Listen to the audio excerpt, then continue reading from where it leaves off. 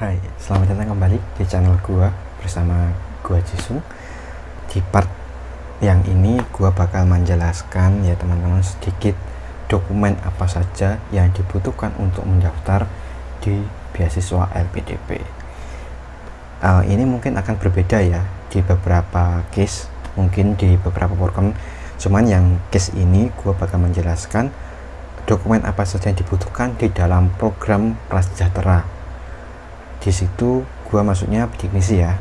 Yang pertama itu adalah surat pernyataan teman-teman. Nah, di surat pernyataan ini biasanya sudah disediakan template-nya oleh LPDP. Untuk jelasnya bisa lihat di sebelah kiri gua. Di situ memang menyatakan beberapa poin yang intinya beberapa pernyataan yang boleh dan jangan dilakukan oleh teman-teman.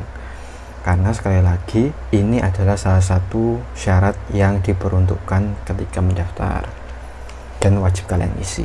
Kemudian yang kedua adalah ijazah S1 atau D4 kalau misalnya teman-teman ingin mendaftar untuk program magister. Nah, untuk program doktoral itu biasanya ijazah S1 dan S2 nya seperti apa, linear atau enggak, tapi itu enggak jadi masalah sih, mau lintas jurusan segala macam. Nanti kalau misalnya untuk yang S2 itu ada kelas matrikulasi atau memang sudah linear, tergantung teman-teman mau lanjutkan di studi yang apa, seperti itu. Kemudian dokumen selanjutnya yang dipersyaratkan adalah transkrip nilai S1 atau D4 atau S2 seperti itu. Jadi mohon teman-teman melampirkan scanan yang asli dan sebisa mungkin gambarnya jangan pecah ya teman-teman, karena biasanya verifikator itu akan melihat secara manual gitu. Jadi kalau misalnya verifikasinya aja gagal kan pasti di reject atau ditolak kan, seperti itu. Kemudian kartu tanda penduduk ini udah wajib ya, harus dilampirkan scanannya. Kemudian adalah sertifikat TOEFL atau yang dipersyaratkan. Ini tergantung negara tujuan teman-teman. Kebanyakan sih memang syaratnya adalah TOEFL, IELTS atau bahasa asing yang diperuntukkan atau dipersyaratkan di negara tersebut. Jadi di beberapa case misalnya harus berbahasa Arab segala macam ya, itu nanti ada sendiri. Namun di case gua sendiri, gua menggunakan tes TOEFL ya teman-teman, tes TOEFL dari ITS. Dan pastikan kalau TOEFL itu dari lembaga resmi, jangan seperti pretest seperti itu tidak bakal diterima dan pasti akan ditolak di seleksi administrasi. Oh ya, yang perlu digarisbawahi juga, jangan sekali-sekali teman-teman memalsukan ya untuk sertifikat bahasa Inggris, karena itu pasti akan dicek, dan jika kalian memalsukan akibatnya adalah di blacklist dan tidak boleh apply lagi di tahap-tahap selanjutnya. Kemudian ada kartu keluarga ya, ini umum lah ya, ini untuk memastikan bahwa kalian adalah anggota keluarga pertama yang mendaftar S2 atau S3 seperti itu. Kemudian ada surat rekomendasi akademisi.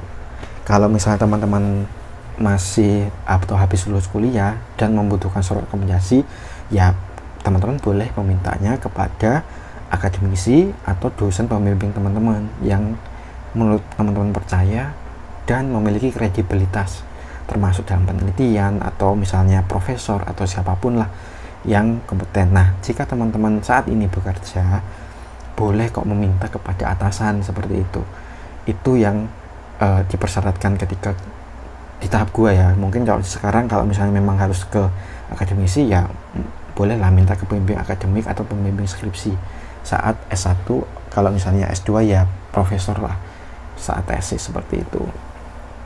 Kemudian selanjutnya ada surat keterangan bukti prasejahtera 1, karena saat itu gua masuk jalur ini ya. Ini kalau nggak salah suratnya itu surat keterangan dari kampus. Jadi gua meminta ke kampus surat rekomendasi bahwa gua dulu adalah penerima beasiswa bidik misi, seperti itu. Jadi itu yang tanda tangan adalah wakil rektor 3 di bidang kemahasiswaan teman-teman. Nah, ini gua cantumkan di sebelah kiri gua ya. Kemudian yang kedua juga adalah surat pernyataan bukti prasejahtera.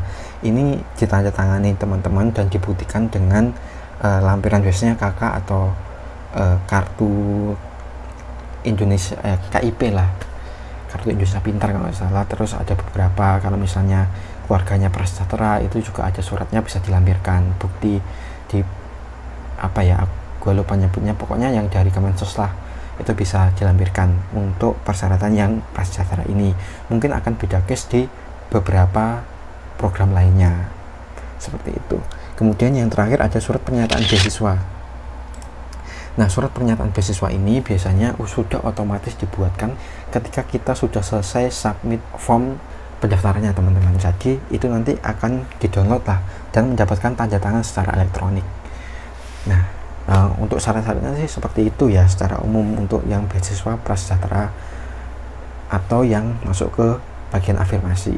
Mungkin yang lain juga ada beberapa poin, tapi tidak akan jauh berbeda kok dari apa yang gue sebutkan sebelumnya. Apapun yang dibutuhkan agar nantinya tidak keteteran di saat sudah mendekati waktu jam server submit, dan pastikan dokumennya sesuai yang diminta dan jangan pernah memasukkan. Itu kunci jika teman-teman ingin lolos di seleksi administrasi bagian dokumen seperti itu. Oke, cukup sekian di part kali ini. Next gue bakal menjelaskan secara teknis di bagian yang lain agar teman-teman punya gambaran seperti apa mendaftar beasiswa LPDP step by stepnya, seperti itu. Jangan lupa like, komen, dan share sebanyak-banyaknya. Subscribe juga, nyalakan tombol notifikasi ya, agar mendapatkan update terus setiap gua membuat video. Oke, cukup sekian. See you next time.